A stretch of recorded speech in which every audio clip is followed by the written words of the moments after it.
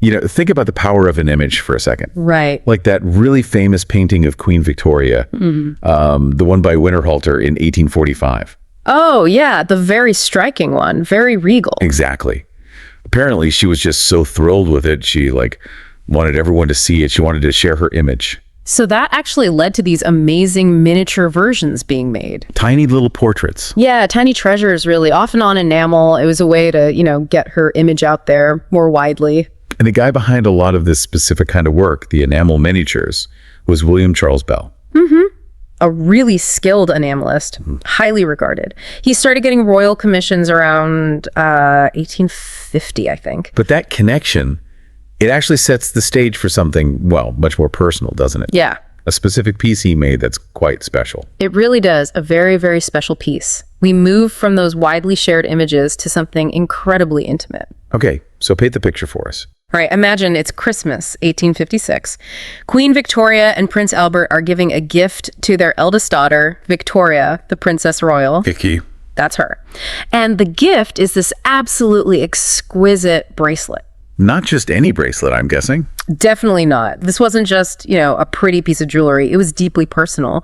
A real symbol of their family bond, their affection, and, well, their royal line, too. So what did it look like? Can you describe it? Okay, picture this. A really vibrant turquoise enamel band. It sounds stunning already. Turquoise enamel, okay. And it had this motif described as both graceful and bold. Maybe some kind of scroll work or foliate design, perhaps? Interesting combination. Graceful and bold. It is. And then accented with pearls, lustrous pearls, giving it that soft shimmer. Classic royal elegance. Pearls always add that touch. They do. But the absolute centerpiece, the heart of it, were two tiny, meticulously painted miniature portraits. Of Victoria and Albert. Exactly. Okay. Of the Queen and Prince Albert themselves, painted by William Charles Bell. Wow. So Bell, the enamelist they already trusted, created these tiny portraits right on the bracelet. Precisely. Immortalizing them on this gift for their daughter. Okay, so this bracelet, it's clearly beautiful, clearly significant, Yeah. but it's story. It's got twists and turns. Absolutely. So today we're doing a deep dive. We're going into the creation, yes, but also the huge amount of love it represented. And its incredible journey, how it was passed down. Right, through generations. Yeah. And then the drama, its disappearance during World War A II. really dramatic loss. And then decades later, this almost unbelievable recovery. Quite astonishing, really. So this is more than just history, isn't it? It's about family, loss, finding things again, and how memory and connections just endure. Perfectly put. It touches on so many themes. So let's start with Bell, William Charles Bell. His connection to the royals seems key here. Absolutely crucial. His relationship with Queen Victoria wasn't fleeting. Starting around 1850, he was a trusted artist for them. That says a lot about his skill and their confidence in him. Especially with something like enamel work. That wasn't easy, was it? Not at all. Enamel in the mid-19th century was a really high-status, highly skilled craft. It involves grinding glass, applying it carefully, firing it at high temperatures. It's complex. Layering and firing to get those colors, right? Exactly. You need immense precision to be trusted to paint miniature portraits in enamel, basically capturing the Queen and Prince Albert forever on this tiny scale. Well, it shows Bell was exceptional. And he worked for them for a long time. He did. Right up until his death in 1899, that continuous patronage really underlines his importance to the royal family. Okay, back to the bracelet itself. The turquoise enamel band you mentioned. That bright color must have been striking. Very fashionable at the time, too, but also quite bold. And that motif, graceful and bold. I wish we knew precisely what it was. Maybe something symbolic for Vicky. Could be. Or just a design they particularly liked, and the pearls adding that classic touch. But the miniatures, how did he do that? Painting such detail on enamel, so small. Well, it's painstaking work. You grind pigments, mix them with oil, apply them in super thin layers with tiny brushes. And then you have to fire each layer. Yes, exactly. Each layer is fired in a kiln. And that's tricky because the colors can actually change during firing. Oh, wow. So you couldn't easily fix mistakes. Very difficult. Bell's real genius would have been managing those layers, predicting the color shifts, building up the depth and likeness in such a tiny space. It wasn't just about getting a likeness, but capturing their essence. Incredible skill. Yeah. And then there's the inscription. That really hits home, doesn't it? It really does. On the reverse, it says, To our daughter Victoria, from her affectionate parents, Albert and Victoria Xmas, 1856. So simple, so direct. Affectionate parents. Exactly. It cuts through any formality. This wasn't a state object presented for diplomatic reasons. It was a Christmas present for mom and dad, essentially. Yeah, it really speaks volumes about, the family dynamic behind the monarchy. Yeah. People sometimes think of the Victorians as stuffy, but this shows real warmth. It does. It underscores that familial affection that was actually quite central to Victoria and Albert's image of the monarchy. And we know their daughter, Vicky, who became Empress Frederick of Germany. She treasured it. Absolutely cherished it her whole life. It was a tangible piece of that deep affection from her parents. That inscription is solid proof of the immense love it represented. So this beloved bracelet starts its journey. What happens after Empress Frederick? Well, it follows the line of inheritance. When Empress Frederick passed away, the bracelet went to her daughter, Princess Margaret. Okay, another generation. Right.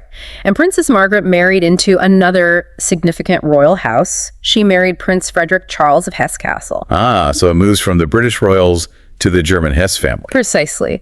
And it became a cherished heirloom within the Hessian family, kept safe and valued for many, many years. It continued its journey across generations. It becomes this link, doesn't it? A physical connection back to Victoria and Albert for their descendants. Exactly.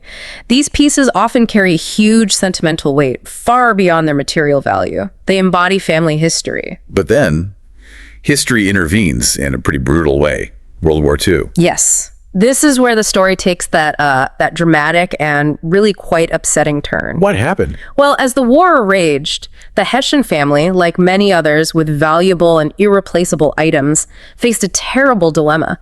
How do you protect things like this? Right, from bombing, looting, everything. So they made a decision, a difficult one.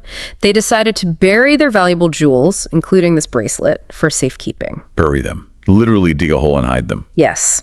Often in chests or containers buried on the grounds of their estates. It sounds drastic, but it was seen as the best way to protect them from the chaos. A desperate measure to preserve their heritage. It was. But tragically, the very thing they did to protect the jewels led, temporarily at least, to their loss. Oh, what went wrong? Well, after the war, the area was occupied, and it seems the location of the buried jewels was discovered by some American soldiers. Now you have to try and put yourself in their shoes, maybe? It's the chaotic aftermath of a huge conflict. They likely stumbled upon this cache. And they probably had no idea what they'd found, the history. Exactly. They almost certainly didn't recognize the historical significance, the connection to Queen Victoria, the deep personal meaning. To them, it might have just looked like valuable loot. So they took it. Unfortunately, yes. They smuggled the treasures, including this incredibly significant bracelet, out of Germany. It just disappeared. God, the Hessian family must have been devastated. Utterly. Imagine unearthing the hiding place and finding it empty. After taking such a risk to protect these heirlooms. Especially this bracelet, given its direct link back to Empress Frederick's parents. The personal connection. That loss would have been particularly painful for Princess Margaret and her children. And for decades, nothing. Silence. It just vanished. Into the black market, presumably. Seemingly, yes. Lost to the world, certainly lost to the family. It's a stark reminder of how war just rips through everything. Lives, history, cultural heritage. Decades of uncertainty. That's heartbreaking. Did they think it was gone forever? I imagine they must have feared the worst. Decades passed. The trail went completely cold. It highlights that vulnerability of cultural treasures and conflict. These aren't just objects. They're part of a story, an identity. But the story doesn't end there, does it? This is where it gets kind of amazing. It really is. Against all odds, decades later, in the late 1990s, something truly remarkable happened. Okay, tell us. What happened? Enter Dr. David Hartley, a man living in Pennsylvania, USA. Okay. And he contacts the German embassy. He has something incredible to report. His grandfather had passed away back in 1964. Right. And his grandfather had left a safety deposit box. Dr. Hartley eventually gained access to it years later. Inside, along with his own father's things, he found 19 items. 19 items. Including the missing bracelet. Along with other pieces taken from the House of Hesse during the war, they had been sitting hidden in that safety deposit box since 1964, untouched. Wow. Just sitting there for over 30 years. Did his grandfather know what they were? It's unclear exactly what the grandfather knew, or perhaps his father who placed them there. But what matters is what Dr. Hartley did. What did he do? Well, he could have just kept quiet, right? Or maybe tried to sell them. They were clearly valuable. Some people might have. But he didn't. He showed incredible integrity. He started researching the items. He realized they weren't just trinkets. They had a history, a provenance. He figured out they belonged to the Hess family. Yes, he put the pieces together, understood their significance, and made, well, a profoundly ethical decision. He decided to return them. He decided to return them. In 1999, he reached out to the rightful owners. That's amazing. It really restores your faith a bit. Doesn't it just? An incredible act of conscience. So who did he contact? Who was head of the family then? He contacted Landgrave Moritz of Hesse, who was the head of the Hessian family at that time. Dr. Hartley arranged for all 19 items to be returned. Where were they returned to? To Schloss Fasanery, one of the main residences of the Hesse family. Can you even begin to imagine the emotions? Receiving these pieces back after more than 50 years? It must have been overwhelming. Landgrave Moritz wrote a letter back to Dr. Hartley expressing just immense gratitude. He called it a truly noble gesture. I bet. Did they meet? Landgrave Moritz actually offered to personally show Dr. Hartley around Schloss Fasanery, wanting to express his thanks face to face. It shows how deeply this return resonated. What a moment. Truly historic. Not just getting valuables back, but restoring a piece of lost history. Exactly. It was about reconciliation, about acknowledging the past, and the immense importance of preserving cultural heritage, righting a wrong, even decades later. So the bracelet came home. It did. After its extraordinary journey, its loss, and its remarkable recovery, it was finally back where it belonged. And this whole story, it just highlights the legacy of the bracelet, doesn't it? Absolutely. It's now on display, I believe, at Schloss Fasanery. People can see it. A symbol of so much. Royal history, yes, but also Preservation, family connection, and that enduring love between parents and children that started it all back in 1856. that original Christmas gift. The very same one. It's proof that these bonds, these connections can survive war, time, loss, everything. And the recovery itself, driven by one person's decency, adds another layer. The value we place on doing the right thing, on heritage, on a remembrance. It really does. It's a powerful end to that part of its story. So let's just recap this incredible journey we followed in this deep dive. Okay. We started with its creation, this beautiful, deeply personal Christmas gift from Queen Victoria and Prince Albert to their daughter Vicky. Full of affection captured in those miniatures and the inscription. Then we tracked its path through the generations, becoming a treasured heirloom in the Hessian family. Until the trauma of World War II led to its burial and subsequent disappearance. A devastating loss and decades of silence. Followed by that truly remarkable, almost unbelievable recovery thanks to Dr. David Hartley's integrity. And its final return home to Schloss Fasanery. An amazing narrative arc. It really is. And it leaves you thinking, doesn't it? How so? Well, just consider how many other historical artifacts, maybe not as royal, but just as meaningful to someone, are still out there, lost, hidden, undiscovered. Countless, probably. Scattered by war or time or just forgotten. Exactly. What stories do they hold? What could their return reveal about our shared past, about connections we've lost? And what is the fact that this one bracelet survived, that it made its way back against all odds?